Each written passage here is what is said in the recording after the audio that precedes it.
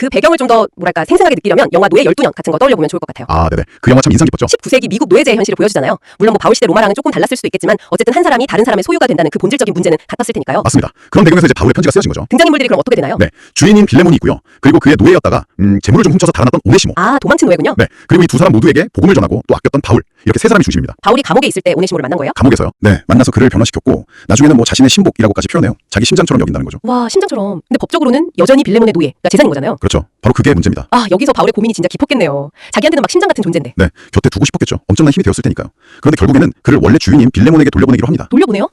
그냥 자기가 데리고 있으면 안 되나? 법적으로는 그럴 수가 없었던 거죠. 그래서 편지를 써서 함께 보냅니다. 그게 바로 빌레몬서예요. 와, 나라면 어땠을까? 저라면 어떤 편지를 썼을지 참 생각이 많아지네요. 바로 그 지점에서 바울의 그 독특한 접근 방식, 그러니까 솔로몬의 지혜라고 할 만한 게 보이는 거죠. 어떤 식이었는데요? 그가 뭐 노예제도 자체를 당장 없애라 이렇게 막 외치거나 법적으로 싸우라고 하지 않아요. 그럼요. 대신에 빌레몬 개인에게 아주 간절하게 호소하는 방식을 택합니다. 개인에게요? 네, 오네시모가 이제 당신에게나 나에게나 정말 쓸모있는 유익한 사람이 되었으니 예전처럼 종으로 대하지 말고 사랑받는 형제로 좀 받아주시오 이렇게요. 형제로요? 노예를? 네. 심지어 그가 혹시 당신에게 빚진 게 있다면 그건 내가 대신 갚겠소라고까지 말해요. 와, 자기가 갚겠다고. 이건 뭐 단순히 감정에 호소하는 걸 넘어서는 것 같은데요. 관계 자체를 바꾸려는 시도. 그렇죠. 관계의 변화를 통해서 현실의 그 높은 벽을 좀 넘어서려고 한 거죠. 그게요? 네, 충분히 그렇게 생각할 수 있습니다. 저도 처음엔 좀 그런 생각이 들었고요. 하지만 바울은 아마 당시에 그 노예제라는 거대한 제도를 뭐랄까 단번에 바꾸는 건 불가능하다고 봤던 것 같아요. 현실적으로 어렵다고 본 거군요. 네, 그래서 가장 실은 가능하면서도 또 어쩌면 가장 근본적인 변화는 사람의 마음 그리고 관계에서 시작된다고 본 거죠. 아, 강제로 시키는 게 아니라. 그렇죠. 강압적인 요구가 아니라 빌레몬 스스로 마음이 움직여서 오네시모를 정말 형제로 받아들여야겠다 이런 자발적인 변화를 이끌어내려고 한 겁니다. 편지에 보면 당신의 승낙 없이는 내가 아무것도 하기를 원치 않는다 이런 말이 있거든요. 아, 승낙 없이는 안 한다? 네, 이게 현실을 외면하지 않으면서도 그 안에서 최선의 길을 찾아가는 지혜인 것 같습니다. 그러니까 이게 신앙이라는 게 현실의 어려움을 그냥 뿅 하고 없애주는 뭐 요술방망이 같은 건 아니라는 거네요. 맞습니다. 설교문에서도 비슷한 이야기가 있었던 것 같아요. 뭐 성적이 갑자기 8등급, 9등급에서 1, 2등급 되는 게 기적이 아니라 네, 그렇죠. 그 8, 9등급이라는 현실 속에서도 하나님이 나를 놀랍게 사용하실 거라는 믿음 그 자체가 기적이다. 이런 말씀이 있었던 것 같은데? 정확해요. 2025년이라는 이 시간, 내가 사는 이 동네, 우리 집 형편, 학교, 뭐 친구 관계, 내 성적, 입시 제도까지도요. 네네. 이런 현실을 막 부정하고 외면하는 게 아니라 일단 인정하고 그 안에서 내가 어떻게 변화될 수 있을지, 하나님을 어떻게 신뢰할지 고민하는 게 중요하다는 거죠.